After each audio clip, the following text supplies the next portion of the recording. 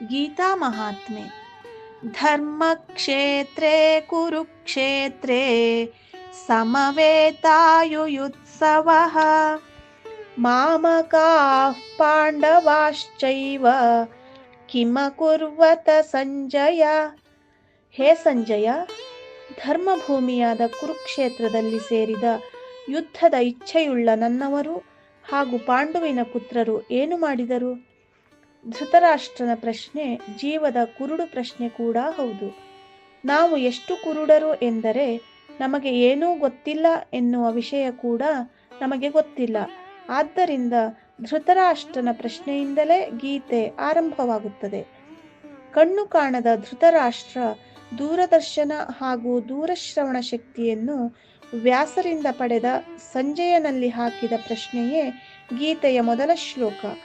ಪರಶುರಾಮನಿಂದ ಸುತ್ತಲೂ 5 ಸರೋವರ ನಿರ್ಮಿಸಲ್ಪಟ್ಟು ಧರ್ಮಕ್ಷೇತ್ರವಾಯಿತು. ಅನಂತರ ಕುರು ಎನ್ನುವ ರಾಜನ ಕಾಲದಲ್ಲಿ ಪರಮ ಧಾರ್ಮಿಕ ಕ್ಷೇತ್ರವಾಗಿ ಕುರುಕ್ಷೇತ್ರವಾಯಿತು.